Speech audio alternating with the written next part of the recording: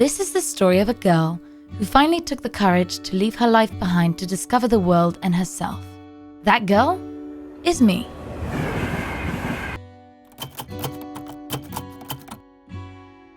I've always wanted to leave France and Europe behind to travel the world, but somehow the time was never right. But then I realized, Yula, the time won't ever be right. Okay, that's the most melodramatic we're gonna get. And so I started to look for a one-way ticket to Mexico. I soon faced the harsh reality of being a young adult. I just didn't have any money. So I've just checked my bank account and I have approximately £800, which is just enough for a flight there, a breakfast, and then I die. I've calculated I need about £1,200 a month. I'm going there for 6 months, so it is £8,000. Bruh.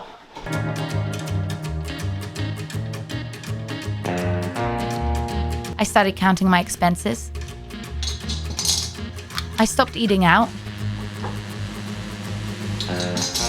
And I made sure to prioritize quality outings rather than quantity. I worked hard to get a pay rise in my job. And I stopped buying things I didn't need. I wish I could buy it, but you know, it's the little savings. You have no baby. My goal was clear. And after a year and a half, I had done it. The moment we have been waiting for, I did it. I managed to save up enough for my trip. Woohoo! And so to celebrate, I decided to buy my ticket to Mexico. And I am eating tiramisu cake, even though I don't even like tiramisu. That's how un poco loco I am. My next step was to have a plan.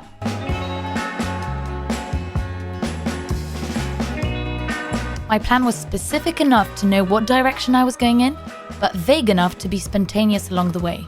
So I've just been doing some research on the different countries I want to see, all the things I want to do and explore, and I came across a very intriguing piece of information. In South America, in many countries, you are not advised or not allowed to flush your toilet paper. Instead, you wipe and throw it in the bin. I just find that fascinating. Absolutely fascinating. Toilets in different countries is the most fascinating thing, by the way. I needed to get vaccinated.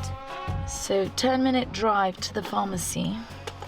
I don't actually know what I'm getting inserted in here or in here. But what I do know is it's gonna be painful. Do you know what hurts more though?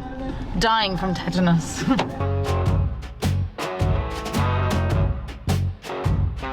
What happened, Yula? Why did you look frustrated?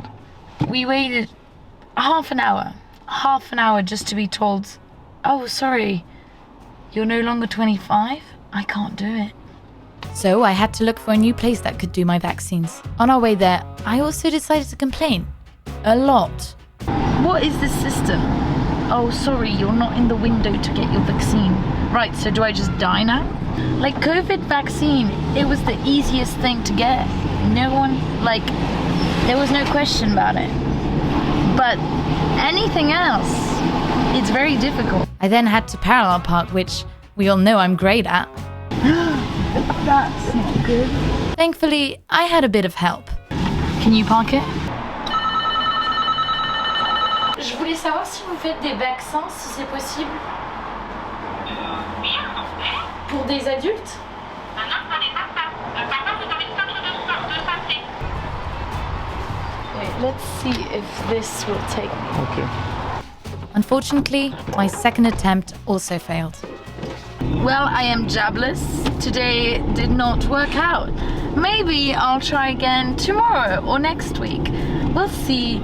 Either way, I will get that vaccine. And when I do, I'm actually gonna be so thrilled that I'm not even gonna cry. After a long struggle of a full day, I finally managed to find a place that will give me the jab. Apparently, I don't need hepatitis A and I don't need hepatitis B, but what I do need is tetanus. in case someone jabs me with a knife. My third and final attempt was a success, and I even managed to smile through the pain.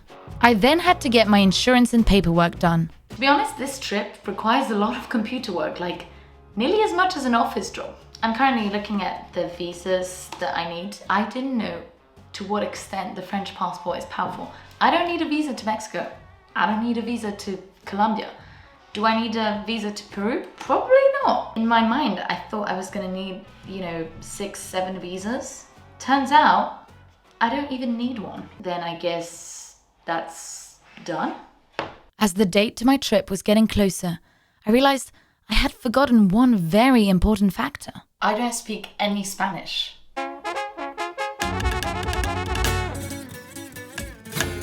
I guess it was time to learn. Lección 1. Da el salto. Yo soy, tú eres. Él, ella, es. I started watching films only in Spanish. And Duolingo became my best friend. Guys, this is serious. I've actually become obsessed with not missing my streak on Duolingo. I have a 102-day streak right now. I mean, for a person like me that has no self-discipline, that's actually insane. ¿Quieres más chocolate? ¿Quieres más chocolate? Woo! After learning a somewhat sufficient Spanish, A mi caballo le gusta la tele. Hey! I felt readier than ever. Today I had my leaving drinks with all my colleagues, and they got me a little parting gift, which includes a card, but also a power bank and a travel planner. So thank you to all my colleagues. So I'm just packing my bag, and I realized that my whole life has to fit in this. I've got most things ready. I just need to learn how to close this thing, which shouldn't be that hard, but it is.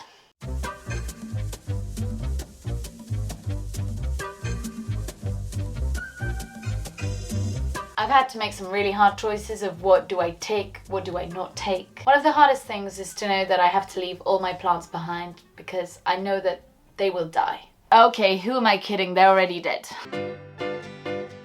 Today's the day I'm leaving to South America. Today is also the day I am flying with one of the worst airline companies in the world. I didn't know this while I was booking. I was just like, oh, cheap flight. And then I looked at the reviews. One of the worst airlines I Such had an ever awful flown. service. From the Nor very sees a first big minute. cracked windshield. So if I do survive that flight, you will see this video. So if you see this video, that means I survived the flight. The day had finally arrived. After so many months of preparation, today was finally the day I was leaving my life behind to travel South America. I didn't know what to expect. I was nervous. I was even sad. But in all these mixed emotions, I was really excited because I was finally doing what felt right.